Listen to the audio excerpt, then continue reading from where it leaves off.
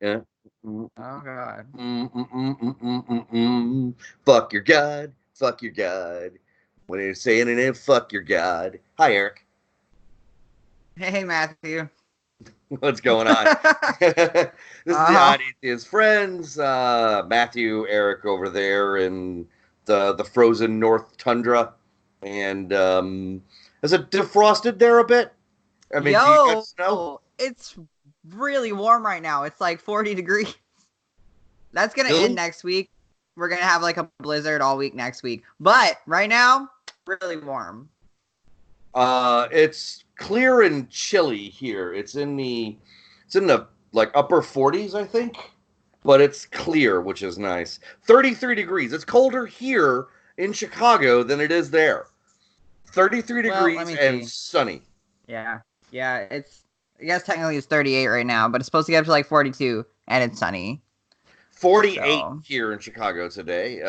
This is what is today's date? November 24th. We're almost into December. And holy shit. yeah, no kidding. Oh my Um, god. I just want to, I know that we've got our stuff that we want to talk about here really fast, but I want to talk about what a weird weather year this has been here for the Chicago area, if you don't mind. Like, Yeah. I had plans to cut down two trees in my backyard that are, they're, the trees are fine, but where they are kind of makes them dangerous to property. And so the plan was to cut them down, but it just kept raining and raining and raining like all spring. And then like the ground was so soft that you couldn't have cut them down. I would have damaged my yard like a lot, and I didn't want to do that. And then like it got hot. It was rainy and cool, and then it was super hot for like 2 months.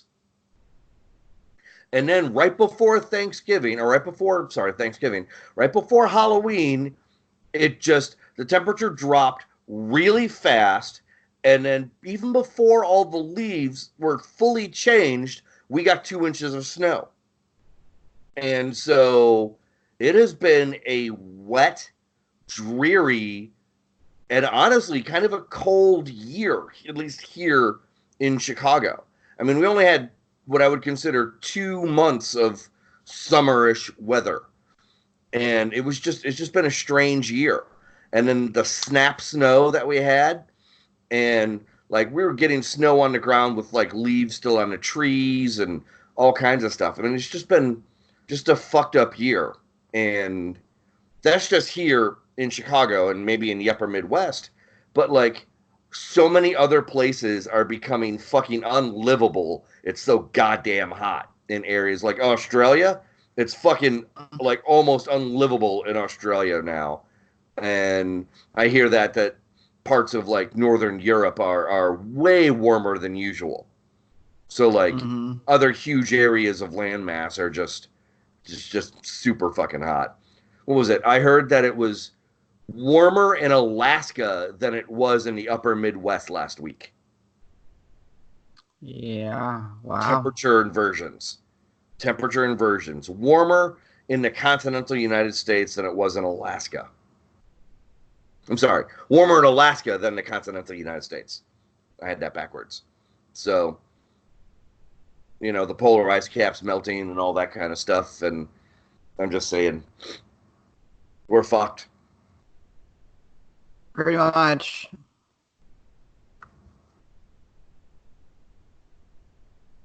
We need to cut down our population, Matthew. I am all for that. Um, too many. I mean, too many people are like, That's the cause of all of our problems, like having too many people. That it's a simple biology concept. Once you hit a certain number of a population, you can't fucking sustain it. And yeah, we've mitigated that we're right now, but a lot of people are still starving and struggling, homeless. We're destroying the world. We're using way too many resources, and we're gonna run out. We have like 50 years of oil left, maybe. We are destroying the rainforest so we can fucking farm and feed people. and it's all fucked up. And the simplest solution is just cutting the population. Yeah, we can do things more sustainably, and that would be great too. We should switch over to better energy like solar and water and things like that. But you can only mitigate so much, and simplest solution is just having less people.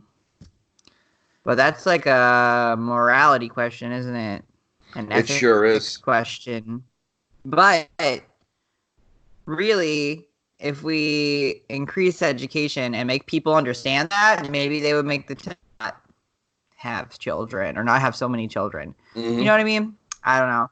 But at some point, we will have to probably bring in some form of law like China did to where you are limited. Because, I don't know, just if you keep producing children and we don't have any way to feed them, like, what's the fucking point? Yeah. It's all a lot to think about. But we'll probably have, like, world wars and wipe out half the population anyway at some point. Yeah. I'm just saying it's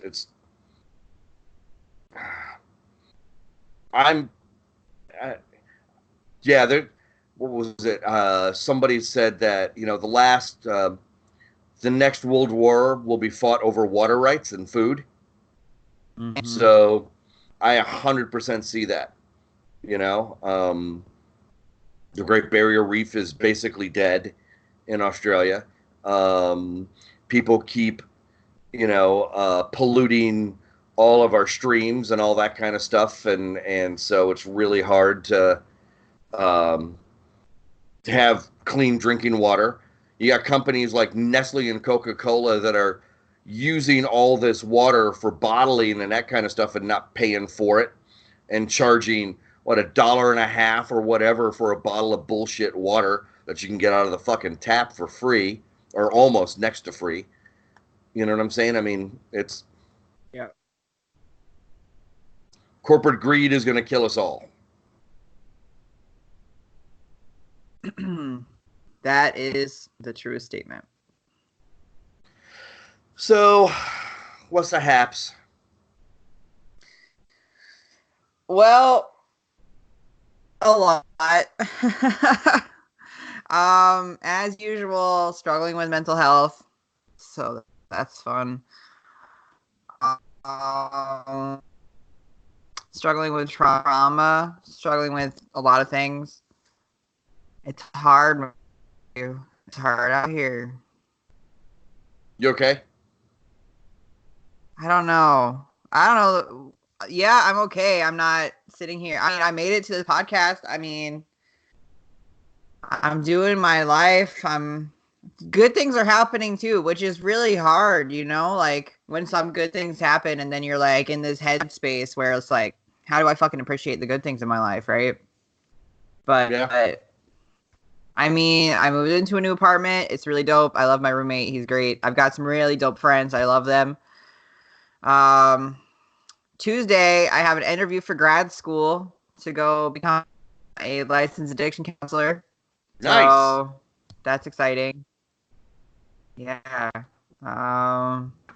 So there are good things happening. I'm making moves, going to counseling every week still, working on myself. It's just really fucking hard. And I think a lot of that, I know a lot of that stems from trauma from when I was younger and from when I was older. My entire life is full of trauma, Matthew. It's my entire life. I think everybody's is to some extent. It's just a question of how you deal with it and how you let it affect you. So you can either fight it and accept it. What I mean by fight it is actually try to make things better and go to counseling and that kind of stuff. Or you can just say, fuck it, let it rule you and not do anything. Do you know what I'm saying? And just stay miserable.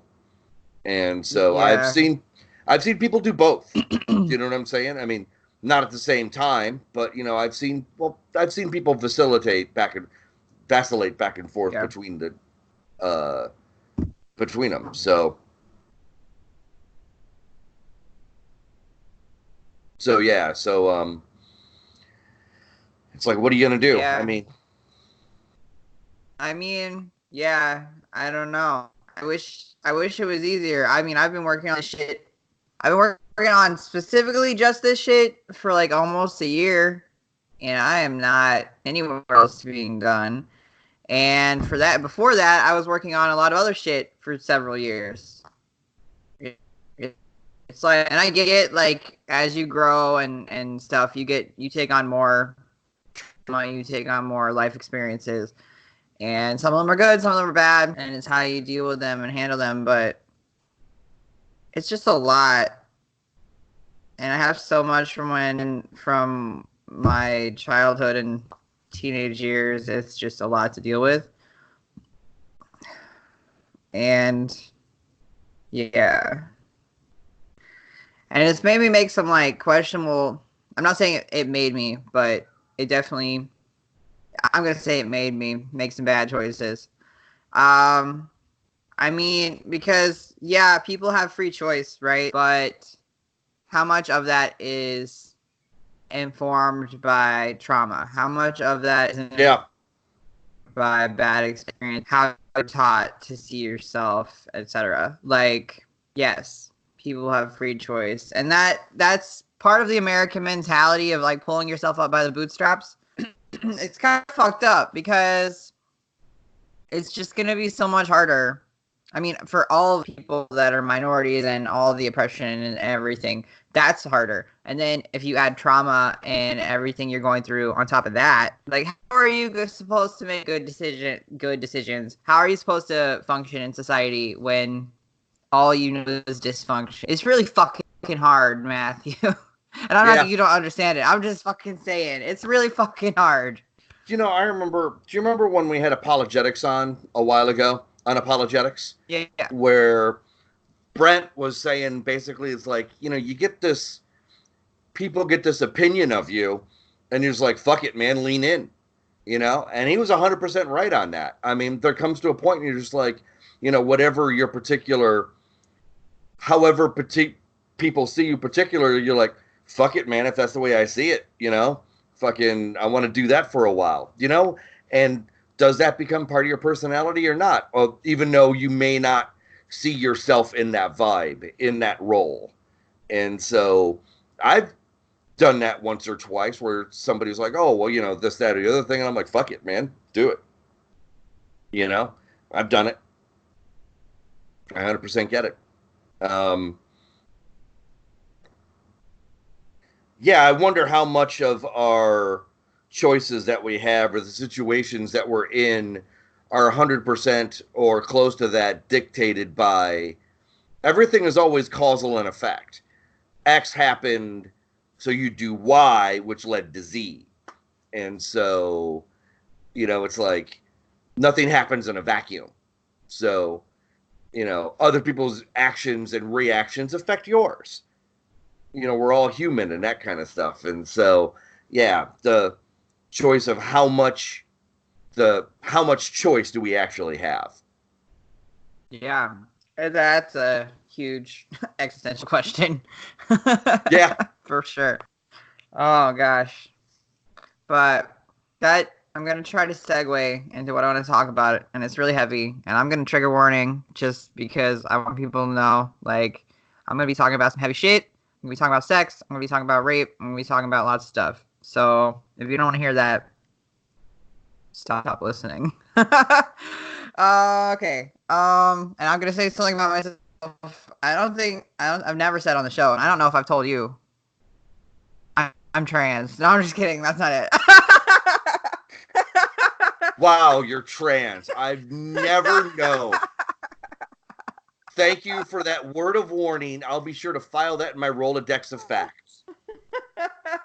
I gotta break it up a little bit. It's gonna get heavy. Okay.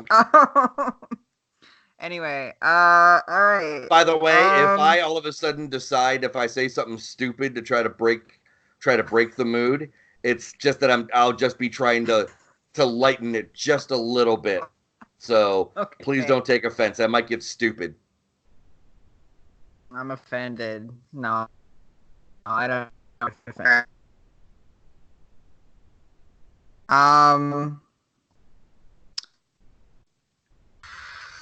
This is hard. I know right now I'm only talking to you, but I know other people are going to hear it. And I've said this to a lot of people, and I've said it at open mic poetry through my poetry. So I don't know why it's so hard to say. All right. I, and not currently, in the past, have been a prostitute, and I've had sex for money. Okay. And that has been I've been really struggling with that the past few months. I've been struggling with a lot, but I've been struggling with that because I don't know exactly why, because it's terrible. I mean, no judgment to other people, but for me, that kind of brings up the people have, is it really a choice? I don't know. There's arguments back and forth, but I'll say doing it and I didn't have a choice. Like it's doing it, and I suppose I had a choice, but I had so much trauma around it and so much trauma around my life and who I am and how people treated me and how I've just always kind of been seen as like a sex object and something to be used and things like that, that it only made it made sense to me, and it still makes sense to me to do that because deep down, I feel like that's all I'm good for. That's all I'm worth, right? Is just to be used and abused, and that's all I've ever known. And I know in my head that's like not a great choice. And I know when I was doing that, I was in a bad space mentally. So I'm trying not to go back to it. It's just hard. And it's like something that's not in my head a lot. Just like killing myself is in my head a lot, but I know I shouldn't do it. It's tough. And I have some poems I want to read in a bit about it, but it's just a lot, Matthew. I understand. Well, I can empathize. I personally don't feel that there's anything wrong with sex workers or anything like that. As a matter of fact, I think it should be legalized and taxed. The reason why we as a society, I believe my opinion, that the reason why it's considered a taboo is that because of the religiosity of America and because of the Puritanism that this country was founded upon. And so there are countries out there that, well, fuck, even in Nevada, there's one area where it is straight legal, just north of Las Vegas. But there's the quasi-legal in Las Vegas, that kind of stuff with escorts and that kind of stuff. I'm just saying, it's just that people like sex. Everybody likes sex. For the most part, everybody likes sex. There are a few people out there who are asexual and that kind of stuff. But I'm talking about for the majority, 98% of people out there like to have sex. So at least with themselves, maybe. So I'm just saying is that I think that the reason why a lot of people have stigma and trauma over this is because of bullshit religious norms placed upon people. Now, if your viewpoint is that, oh, I just don't think it's right. Okay, well, why don't you think it's right? Do you know what I'm saying? And so I just think that a lot of this is just because of the religiosity of America. That's all I'm saying. So maybe you have some lingering stuff on that, coming up from how you were raised. I'm just saying I'm just trying to say it's a possibility. I don't know for fact. For sure. So I know that, it's the same thing with homosexuality, that kind of stuff, that a lot of people, because of the societal view that people have because of homosexuality, because of how they were raised with God and all that kind of stuff. Almost all of the monotheistic religions, the major ones anyways, are anti-gay because they're all based off of the same fucking book. So they're all like, oh, well, if you're gay, you're a bad person. Well, that's bullshit. And we know that's bullshit. So I'm just saying that I think that people's hang up about sex is entirely because of the religiosity of America and Western society in general. I think that you have less problems with that in countries that are less religious. Yeah. I've thought about that. I think societal views definitely affect me for sure. I try to stand up and say fuck society as much as possible, but it's hard. And you got to be really fucking strong to do that all the time, right?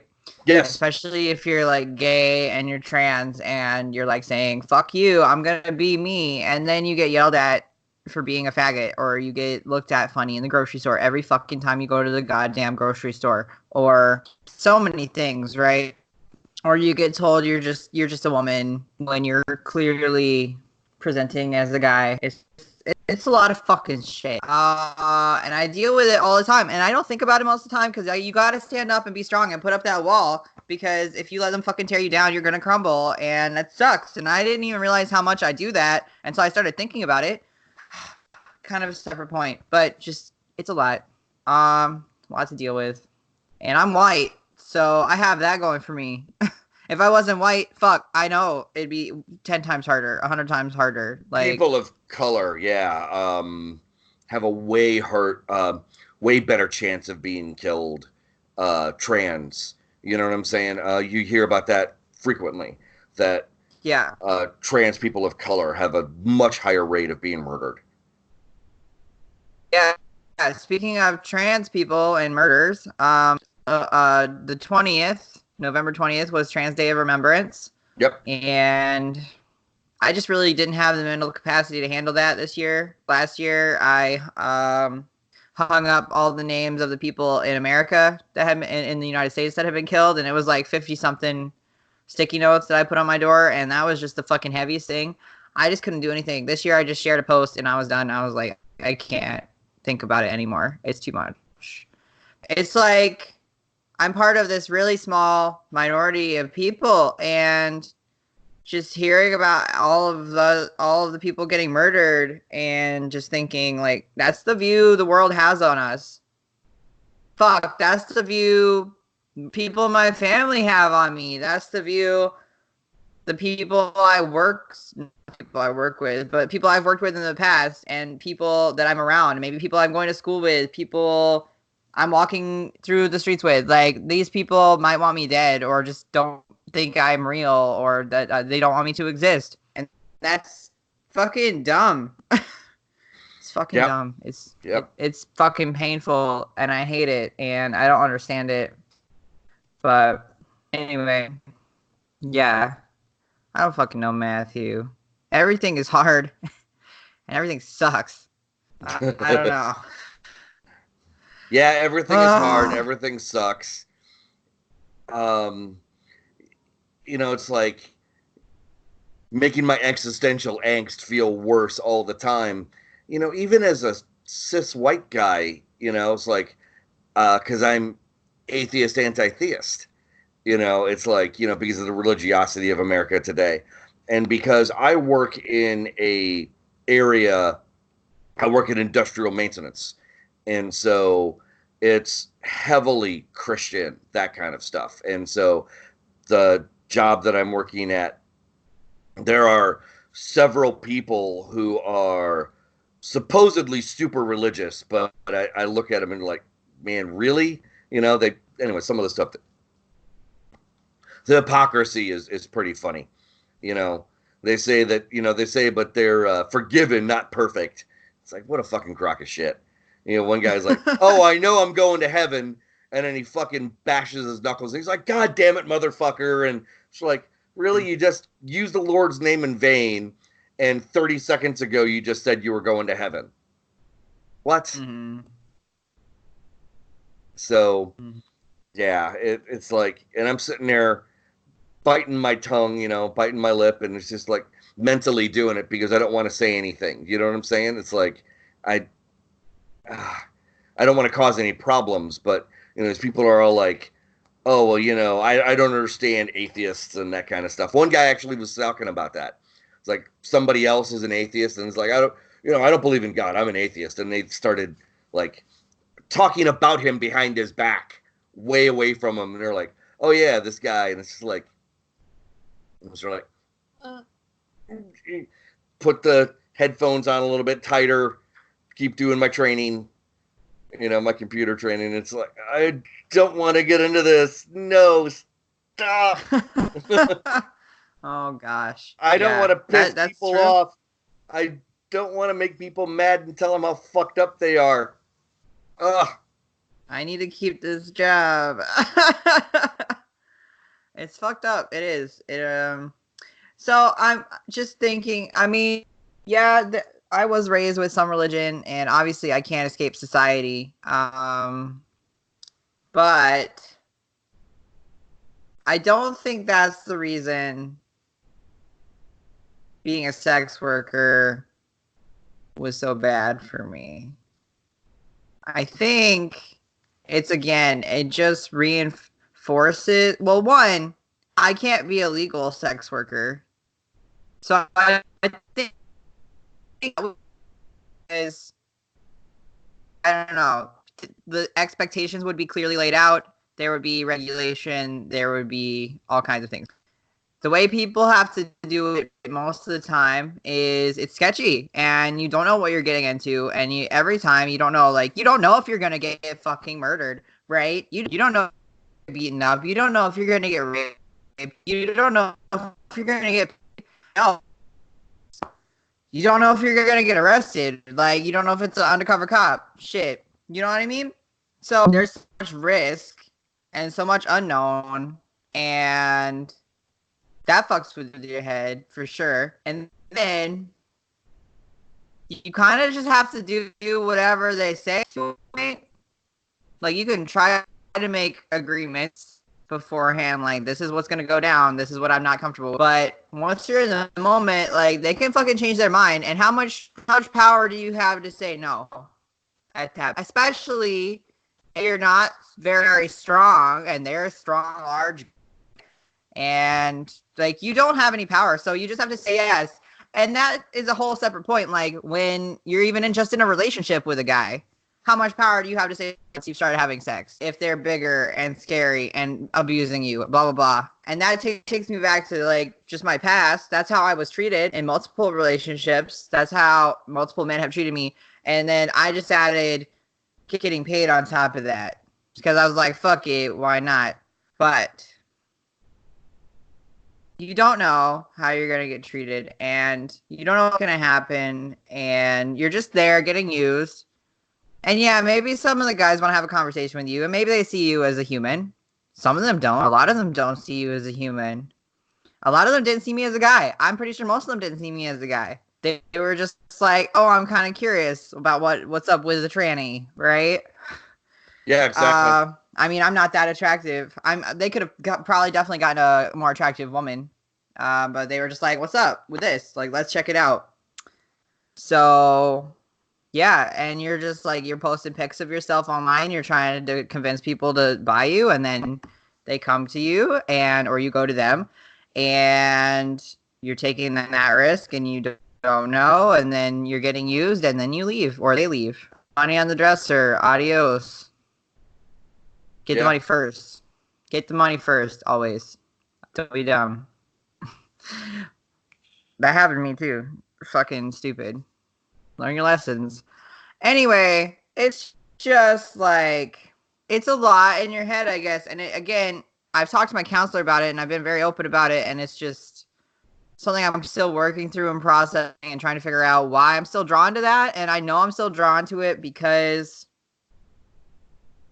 it's comfortable for me to be used. It's comfortable for me to be seen as a piece of shit, because I know, like, part of me values myself, and part of me thinks I'm awesome, and part of me is really trying, which is why I'm hopefully going to grad school next semester, which is why I'm working really hard, which is why I do my art, which is why I have friends. Part of me is doing great, but part of me is really fucking struggling and really still trying to process all the trauma I've gone through, all of the selling myself, all of the abusive shit in my life. And that part of me is still really strong. And that part of me really turns on when my anxiety and my depression are acting up. And it's like, it's so easy for me to just post up a pic and say, let's do it. And then I can get some money because I'm fucking struggling with money.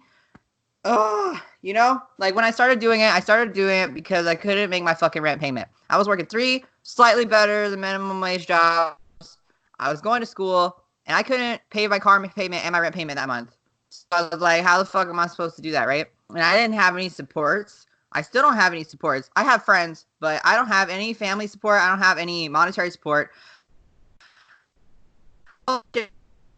I'm still not at like a great place, but I'm functioning. I have a nice apartment and I have a car that I'm paying for forever, and I can go to counseling, and I have health insurance and all the shit. And I remember back when I started too, one of the things I was for counseling because my school been a year and a half.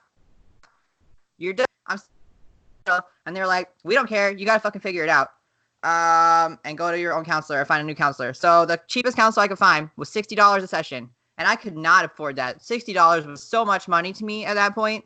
I could barely afford eating, right? So that's another reason I was doing it. I was like, well, if I, have sex with one guy for $100, I can go to counseling almost 2 times. But then the fucking bullshit about that is that shit is making me need more counseling. But I don't know.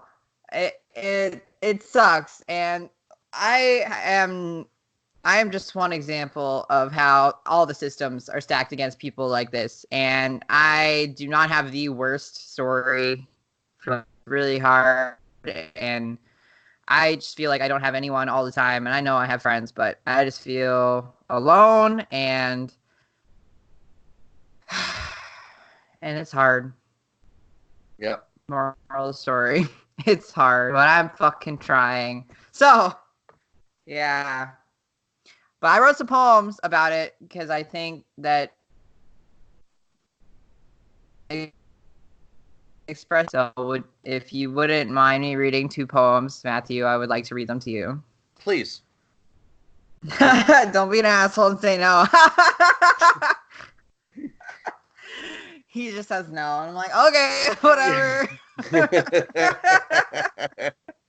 For the record, let me say again, I said, please read them. Well, I said please, but it was in reference to can I read them. I said please, as in please do.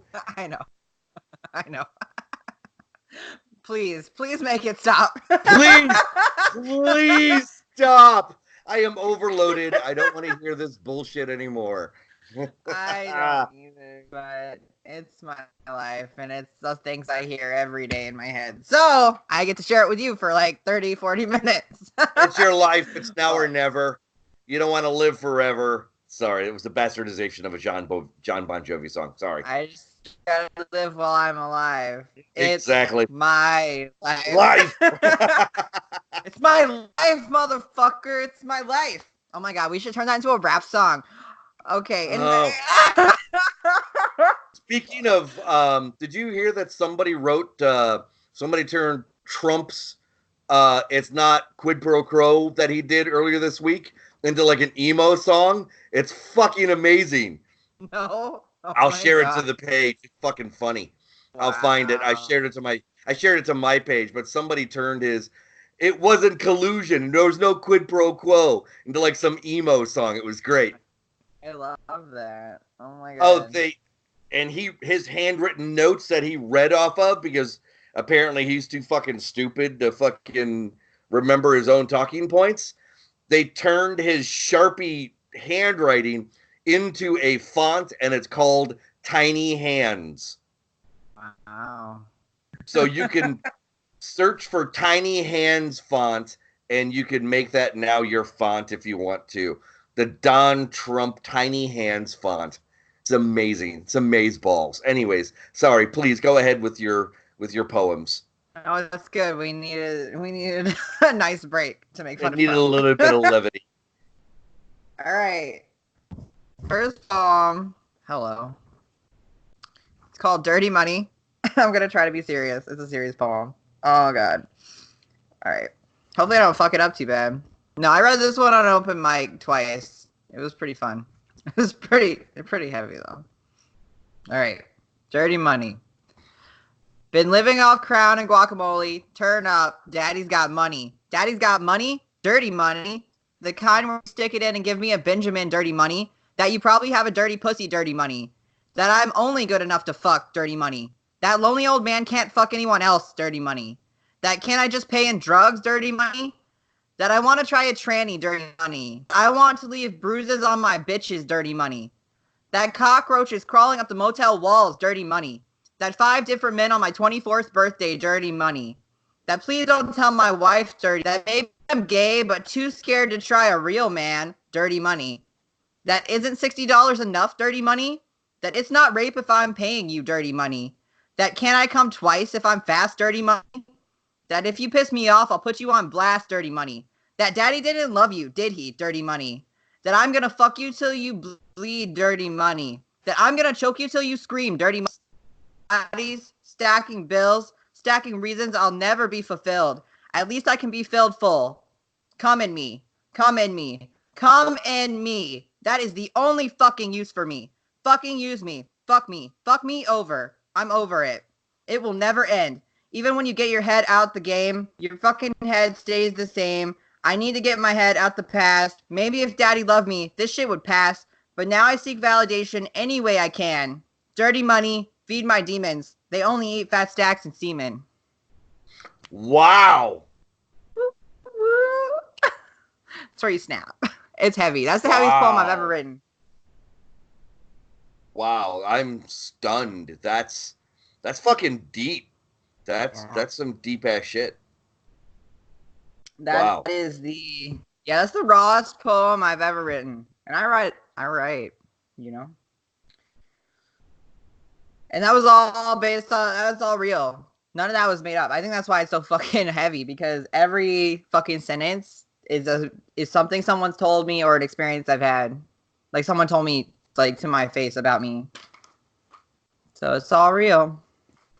Which is fucked up. Anyway, one more. Unless you want to talk about that one. No, I'm just, to be honest, I'm super stunned. This is, I think, one of the ones where I think the straight cis white guy just needs to shut the fuck up. And so I'm not really going to comment on it because I really don't think it's my place to comment on that. Do you see what I'm saying there? I think I just need to leave that alone and just let it percolate to out there. So I don't want to get specific about what I'm thinking because, to be honest, I'm really blown away. So all right, is that okay? Yeah, no, you're good. All right, I wrote this one a couple of days ago, 2 days ago, and then I performed it at an open mic. It's called Trauma. I'm tired of making my struggles sound poetic. No matter what I say, you'll never get it. I'll spit facts at you for hours, but this trauma was built in years, not hours. This trauma was built over 20 long years. How the fuck am I supposed to process it? Let's fucking talk about it. Age 2, molested by both parents. Just remembered that 4 months ago. Age 7 to 17, taking care of my little sister, taking care of my alcoholic addict parents. Been an adult my entire life. I can't fucking breathe. I want to kill myself. You can't breathe when you are always waiting for the next time your dad jumps in your bed, vodka heavy on his breath, ready to shake you until you become the little girl that he needs you to be. You can't breathe when you have no doors because they've been taken down but those doors were there when you were 4 and you were locked in your old room for days on end, beating that impossibly strong, shitty fake wood and crying because no 4-year-old can break down a door and no parents were coming to love you. Age 14 to 18, in love with an abusive boy, getting raped more times than you can count, but you thought it was real love. 18 to 21, depression finally hits so hard now that I'm out of the abuse and I'm supposed to function like an actual fucking person. I can't fucking breathe. Trauma holds me so fucking tight, just like the hands that touched me so much when I did not consent. I did not consent. Age 21 to 25, coming out as trans, transitioning, losing all but one friend from my entire fucking life. Ages 22 to 24, letting so many hands touch me because that's all I'm good for, but at least this time I'm consenting, right? Fucking wrong. I didn't want this. I don't want this. Age 25. I'm 4 months sober from exploitation. I'm 4 months clean. I can't breathe because I need to be used in order to function. Age 25. I still want to kill myself. Age 25. This trauma doesn't go away even after years of counseling. Age 25. I'm going to try to make it to age 26. Fuck.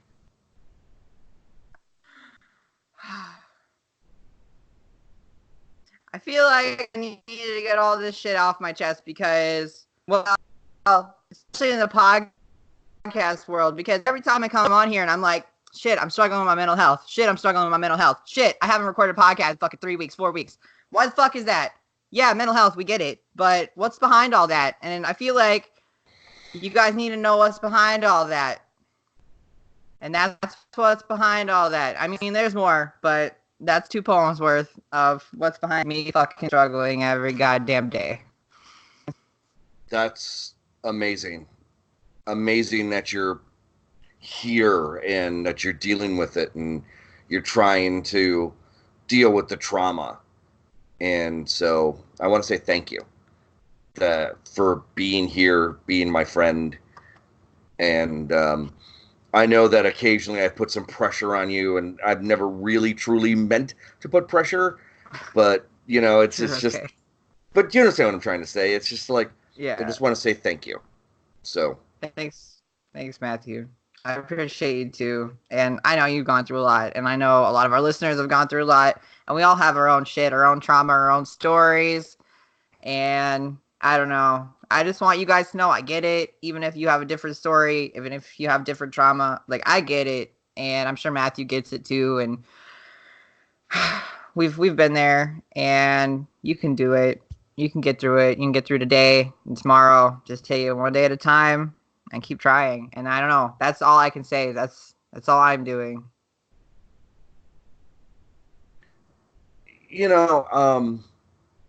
I want to talk about suicide just for a moment. And I really mean this, that even if you think that there's nobody out there, there's always somebody. Do you know what I'm saying? Somebody who likes you at least as a friend and who wants you to be around. And even if they're not in constant contact, it's like that every now and again, be like, hey, how you doing? I'm one of these people where no news is good news, because it's like I don't have stuff that I want to talk about all the time to my friends all the time. It's like, what do you want? It's like if I call somebody up, it's like, well, I went to go get milk today. I mean, there's, do you know what I'm saying? I mean, nobody cares about the humdrum shit. It's like, to be honest, there's a lot going on, but yet not at the same time. And so it's like, you feel like you don't really want to talk about that stuff all the time because you feel like you don't want to be venting all the time. So, but at the same point, that if you do kill yourself, if somebody does commit suicide, which I get it, I actually think that suicide should be legal. But under certain circumstances. But in some ways, somebody who's just like fucked up psychologically, and maybe they have, because of how our society is and not being able to seek treatment and that kind of stuff, I get it that it's fucked up. But in some ways, I see suicide also as kind of a cop-out too, that you're just like, you literally give up. And so you give up and you do something to end your life, whatever that might be. Suicide is seen as suicide attempts are seen as cries for help, and I get that. But if you succeed, you gave up on yourself, and I see that as a cop-out. And so maybe it's a bit harsh to say, but it's like, it's like there was nobody that you could go to, literally nobody, not you in particular, but you know what I'm saying? I'm just saying about the person. It's like, what, there was nobody that you could go to help with and talk to, that, people get over deaths eventually, but there are some people who don't at the same time. That your suicide becomes somebody else's trauma. And do you really want to inflict that on somebody else, even though you've had trauma to yourself? I see that as selfish. Do you see my point of view? I really like that line. Your suicide becomes someone else's trauma. That's like a really strong, heavy statement. That's really true. I mean, here's my issue, and I think a lot of people's issue is when anxiety and depression, mental illness, they take over and say, go kill yourself. They're also saying, nobody cares. Nobody's there. Yeah, you have friends, maybe, but they're fine. They don't need you. Like, you're just there, right? So, like, and I can come in with my logic brain. My logic brain can, that's dumb. We can point out all of these examples of your friends and how they care and that they're there, right? Logic understands. Emotional brain, really underdeveloped, really fucked up, really traumatized, doesn't understand at all. I was told that I should die. Like, literally, my parents told me I should kill myself all the time. It's amazing I did it when I was there, to be honest. And just all of the things I do that are bad, like, they reinforce that all the time. And it's just a constant struggle. And I will say people, there is hope. I personally have gotten somewhat better. I used to want to kill myself every single day, all the time. Now I'm at a couple times a week, maybe. And that is like serious improvement, because when you're thinking about that every day, it's so heavy. Like, I could barely fucking function. At this point, I function for the most part. I go to work. I have goals. I am able to do those things. So I have gotten better through a lot of work on myself, and having some good friends helps too. But I still remember the kid who killed himself when I was a freshman in high school more than 30 years ago. I still remember him. I still remember looking at him in foods class. I saw that he was fucked up. Something was going on. I'm like, yo, Dave, what's up? And he leaned forward for a second and went, nah, forget it, man. I was a freshman. He was a senior. And I still remember it. It was about this time, 1986. I still fucking remember. I still remember more than 30 years ago. So that thing of, you know, your suicide becomes somebody else's trauma is true. You know, I've lost several people in my life, you know, and I still remember them. And it, you know, it's like the hurt becomes less, but it never goes away. It never goes away. I mean, you got people who are out there who lost their parents at young ages and they become super fucked up. They become alcoholics or drug addicts for the rest of their lives. And so that's why I said that suicide is a cop-out. Suicide is something that it's I don't want to fucking deal with this anymore. Well, great. After that, you can't deal with anything anymore. You're dead, but the trauma of your suicide affects other people. I'm just saying, it's one of these things where, you know, that hurt never goes away. And so who's to say what that kid Dave would have done for his life? You know what I'm saying? You know, you don't know. I don't know. But yeah. Fuck. yeah, fuck. I mean, yeah. That's one reason I want to become a licensed, which is what I'm hopefully going to grad. Thankfully, I don't have any drug or alcohol addiction currently. We'll see where my life takes me, but I've obviously been around my parents my entire life, and they were addicts and alcoholics. And I think this might be a strong statement, but I think like having sex for money for me is somewhat of an addiction, like to be honest with you, because I'm pulled to it constantly, and I don't know. I think that would count as an addiction, like something that I'm thinking about a lot of the time and want to do. That's bad for me. Like, I mean, people can have sex addictions and all kinds of addictions, so I feel like that's just some sort of weird addiction for me. Well, but I'm trying to like fight it. You're also in your early 20s, mid 20s, and everybody's got the hormones raging around, and everybody just wants to fuck. So, I mean, yeah, I get it. It's all everybody wants to do is they want to get the ram bone, whatever it is they want to do. So, I get it. Yeah, I don't know if I want. I don't know. It's a lot. And I don't think I want to do that. Like, it's not like I just want to go out and have sex either. Like, I don't. And I'm in a relationship right now, and it's going all right. And that's probably one of the biggest reasons I'm not doing it. It is not the only reason, the biggest reason. Yeah. But I'm gonna try. I'm gonna keep going to counseling and talking about it. And I don't know. I wish that we could change a bunch of the systems in America, and I wish that we could make mental health treatment much more accessible. I wish we could make substance abuse treatment much more accessible.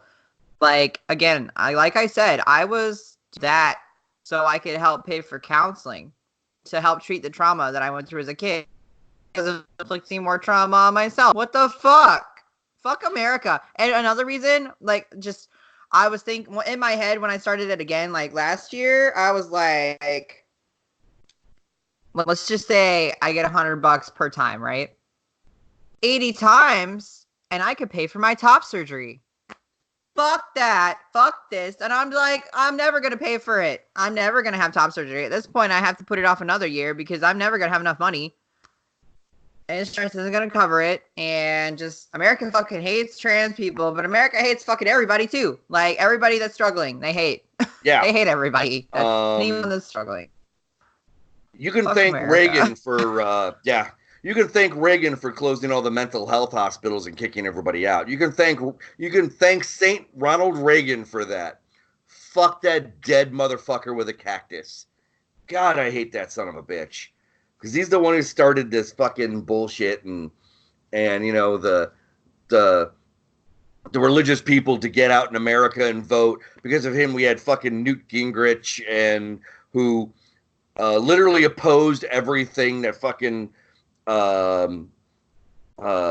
Clinton wanted, Bill Clinton, the president. He literally opposed everything. But Reagan started it. Reagan started all that bullshit, which allowed Gingrich to come in with the opposition, with the Republican opposition to everything liberal. So, anyways, speaking of conservative opposition to everything liberal, so do you mind if I change tactics? Let's change topics. Let's Please. go to something. I want to put on my go into retired sailor mode here. So anyways, we know that we know that our 45 currently, there was that Navy SEAL who we talked about briefly before who shot that little girl with the hijab. I think she might have been like 10 or 12 or something like that, wearing a flowered print hijab, shot her in the gut. And do you remember I talked about that the gut shot is basically a fuck you shot? Yeah. So they didn't charge him with that because they couldn't necessarily prove it. But anybody who knows about any kind of sniping shooting, refer back to our former episode. It was close enough that the gut shot was a fuck you shot. He could have shot her in the head. He shot her in the stomach as a fuck you, as a painful death. Anyways, so they shot a suspected Taliban member, brought him out someplace, and then this fucking dickhead fucking took a picture with him. It's against policy to do shit like that. It's like, look at this dead motherfucker. Anyways, the guy was convicted at courts-martial of some stuff. But anyways, he was convicted at a courts-martial. And that's not an NJP. That's a courts-martial. That's a big deal. It's basically the military version of a felony offense. He was convicted. And so they busted him from senior chief from E8 to E7. And so Trump turns around last week and reinstates this guy in a tweet, mind you, from E7 back to E8 and vacates the conviction. Or at least reinstated the rank. But the thing is now is that a tweet isn't necessarily a presidential action. Do you know what I'm saying? This presidential thing by tweet that we got fucking going on is bullshit. That's not a legal order. Anyways, the fucking Navy was like, yeah, okay, you vacated the conviction and gave him back his fucking thing, but we're going to take his pin. The special warfare pin, the Navy took it from him. So he goes from being an E7 SEAL to still kind of in the SEAL program, not deployable or anything like that, but still kind of there. So he still gets all the benefits. And the Navy's like, oh, okay, fuck you. They pulled his fucking SEAL qual. That's a huge deal. Because he can no longer say he's a Navy SEAL. He was qualified, but no longer qualified. The Navy has this thing where they've got the core values of the Navy are honor, courage, and commitment. And I, of course, got into a Facebook argument over this when the NBC basically said this. And I'm like, good. Serves him right. He was convicted by a courts-martial of not having any honor, so they busted him down a pay grade, and the Navy said that they were taking his qual away from him. Good. And basically I got some pushback saying, oh, well, you know, this isn't fucking Pete Rose. I'm like, you know, no, it's not. You know, some bullshit conservative said that, oh, this is not Pete Rose. I'm like, no, this is not. And obviously the senior chief fucking knew about honor, courage, and commitment. He didn't have any. That's why he got busted. So he didn't live up to the Navy core values, and that's why he fucking got busted. You know, he did something against policy. You have no honor. You have no courage, and you have no commitment. That's why you fucking committed a crime, because you're a piece of shit. And so he knew about it. The people on the courts-martial board fucking definitely knew about it and busted his ass. And so you obviously don't know anything about it because you're making stupid-ass fucking comments, and Donald Trump definitely doesn't know anything about it. Fucking Cadet Bone Spurs? Fuck you. So, I'm just saying, is that... So, I think the Navy did a good job. And then I heard today, or yesterday, that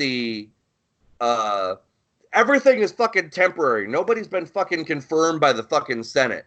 All the secretary of this, that, and the other thing is all fucking temporary appointments. Nobody's confirmed by the Senate.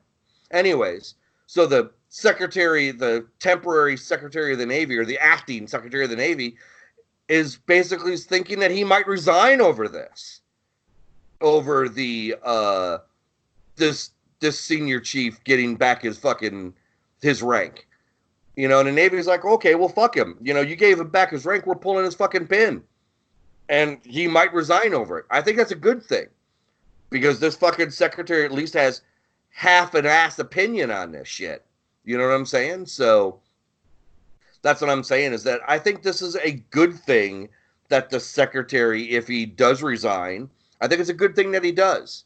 Because the people in the military, it's actually against the UCMJ to act in your professional appearance while saying for one side or the other. You're not supposed to.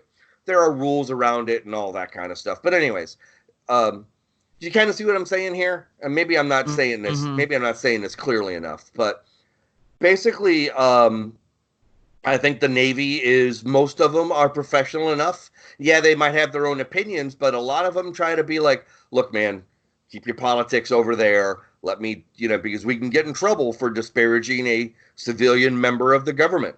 And I don't want to fucking do it. And so You know, I think it's a good thing that the secretary might get over this, because most of the military is professional enough and take their supposedly nonpartisan official viewpoints properly. So I think it's good. And I think the Navy is good. This guy should have just fucking kept his mouth shut, kept his fucking head down, got his fucking retirement, and walked out the fucking door. But no, Trump fucking stuck his fucking foot in it, and now this guy's even more trouble. So he's gonna be just some regular fucking E8 out there, stuck on a fucking desk someplace, gonna report to somebody, have nobody underneath of him, and just gonna be out in fucking la la land disgraced. Nobody's gonna want to have anything to do with this son of a bitch. The junior guys are just gonna be, yes, senior chief, and say, well, you know, I need to clear this with so and so, you know. Okay. Do you see what I'm saying? So yeah, he's lost all of his real authority. So this is what happens when you have no honor. I don't know if anybody will really get it or understand the depth of what's going on there. Like I said, the people who I was arguing about this certainly didn't. But I had a lot of people, when I said he had no honor and everybody on the board knew it, I had like 35 likes and loves for my little comment, you know? I'm just saying, it seemed to be a well-liked comment in that thread. So one of the higher liked ones. I think a lot of people who were former military understood. Yeah. I suppose that's the only people that would super understand. I mean, I can try to understand. But. Yeah, I get it. You know, it's and that was actually one point that I had said at one point. I'm like, if you never served, then you most likely will never understand, and I can't teach it to you. You know, because you just don't fucking get it.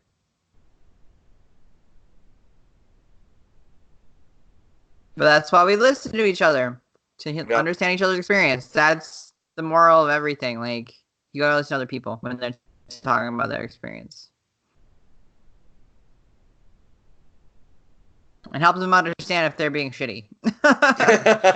Well, yeah, this guy was fucking shitty, like I was saying. And so Trump, being the shitty fucking person that he was, you know, gave this guy back his fucking rank. And yeah, technically it's within his purview to do as the commander-in-chief. But it's one of these things where the president doesn't really intervene in courts-martials. I mean, everybody before Trump stayed out of military affairs. They let the DOD take care of their own because that's what they fucking do.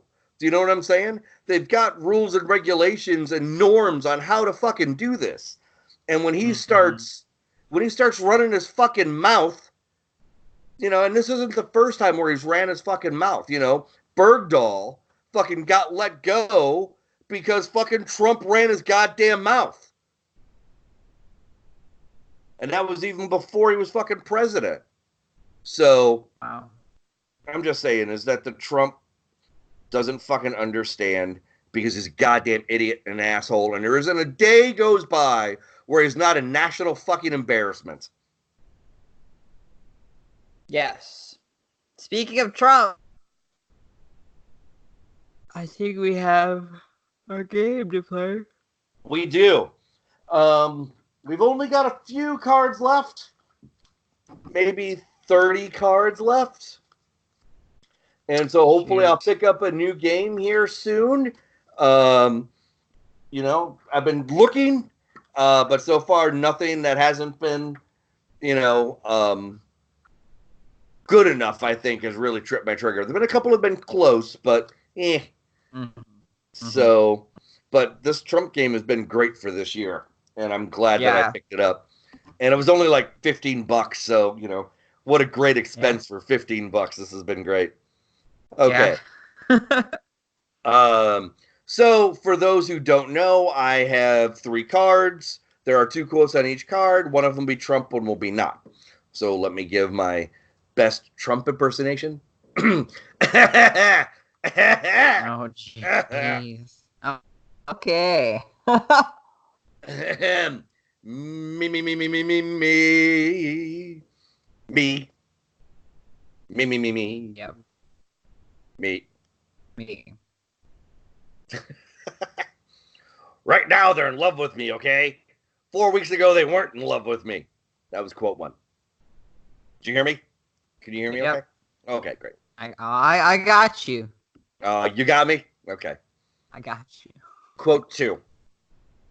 If one morning I walked on top of the water across the Potomac River, the headline that afternoon would read, "The President Can't Swim." Have we done this? That one sounds familiar. I think we've done this one. Okay. By the way, the first one was Trump. The second one was Lyndon Johnson. Yeah, we did that one. We did that one.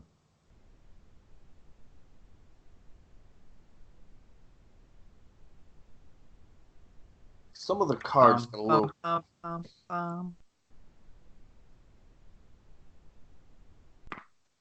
Okay. If you're watching this video, I have a painting behind me that I did back in February. And it's great. I like that painting. It's a self-portrait, if you're not watching. It's a nude self-portrait, but my face is covered in the trans flag because that's all people see when they look at me. Okay. Also, there's probably other meanings, but it's great, and I think I did a pretty good job of it. I like it. Okay. I think I might have accidentally put cards in the new pile instead of the old one because it's starting to get pretty full. So I think I keep flip the cards over. I don't know what happened. But anyway, so new card. Okay. Here we go. New card 1, quote 1. We the people tell the government what to do. It doesn't tell us. Quote 1. Quote 2. I think I'm like the largest or one of the largest political contributors. I'm maxed out every year. I will go with number 2. Number 2 was Trump.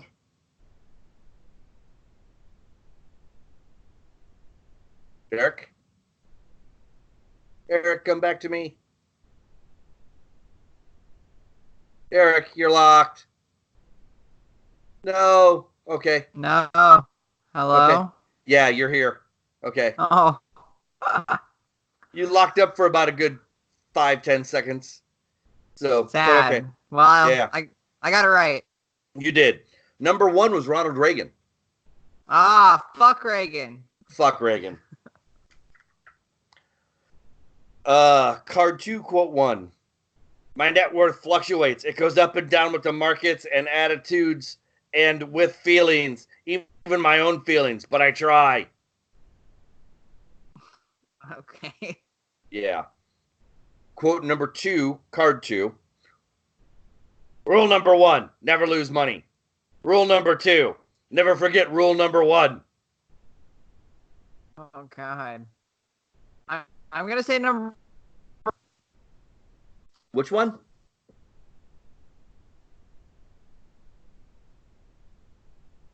Eric, which one again? Number 1. You were right. Number 1 is Trump. Yay. Number 2. I think that the FBI are listening and they're slowing down our internet. Could be. I think your camera's trying to follow your face. Sit still.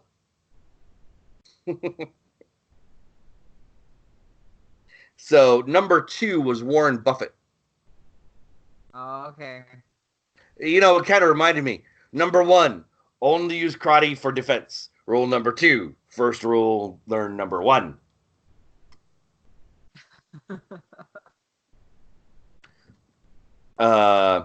Card 3, quote 1. Nothing was ever done so systematically as nothing is being done now.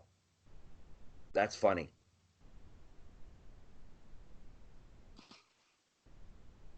Did you understand it? Okay. Yeah. Number 2. You know, you've been talking about immigration bills for 50 years and nothing's ever happened. Repeat number 1. Nothing was ever done so systematically as nothing is being done now. Oh God. I'm gonna go with number 2 because I feel like that was something he was talking about. Yeah. You know, you've been talking about immigration bills for 50 years and nothing's ever happened. Trump. The first one, nothing was. You are 3 for 3 today. The first one, nothing was ever done so systematically as nothing is being done now. So doing nothing systematically. Woodrow Wilson.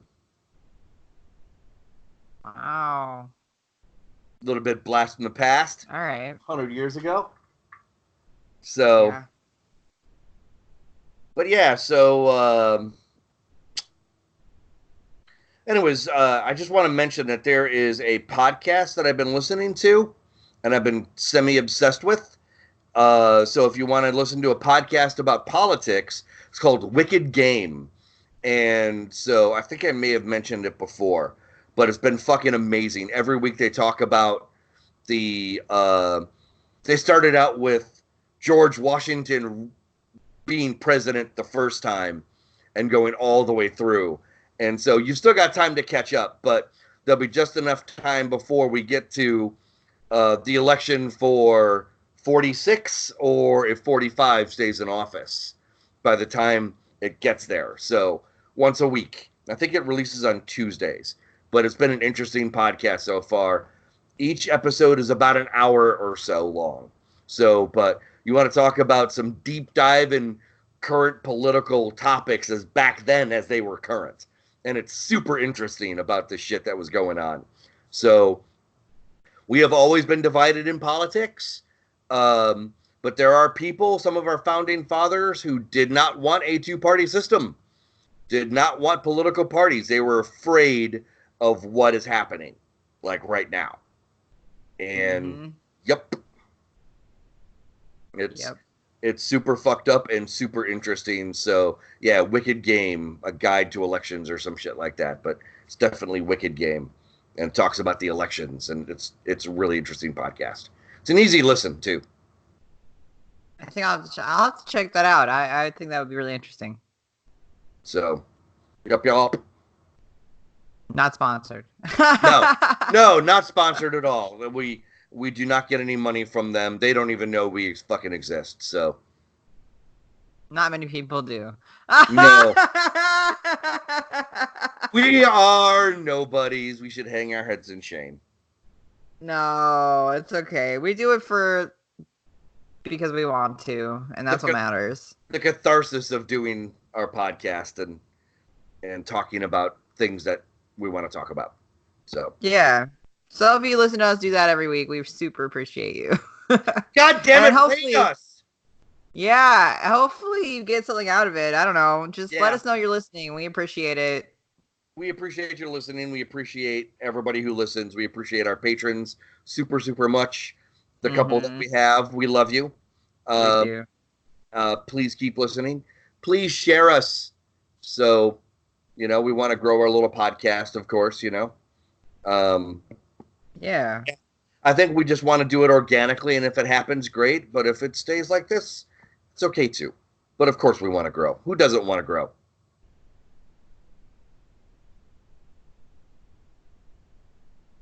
Yep.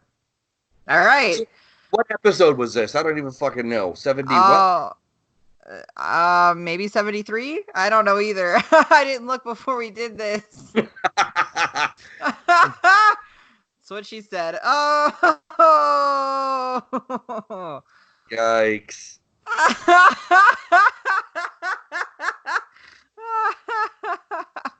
It kind of reminded me of what Stormy Daniels said right before she blew President Trump. She's like, well, yep, this is happening. Might as well get it over with. Well, yeah. Oh no. No. That's basically what she said. That's a bit of a paraphrase. She's like, "Well, this is happening." Okay. She was not happy about having sex with Donald Trump. She's like, "Yeesh." I can't imagine many people would be. It was one of the things. There was a meme that I shared. It was like Donald Trump was walking with Melania, and he had the umbrella over himself. And the quote on the thing was, "The last time he made a woman wet," Oh. because they were walking in the rain. He didn't have give her the umbrella. The last This time. is episode 7. It is. I didn't catch that. This is episode 73. 73.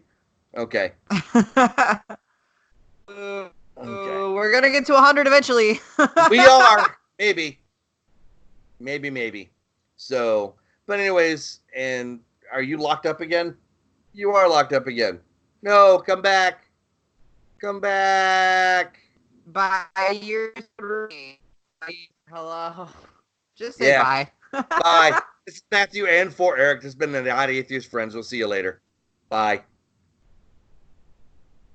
Bye.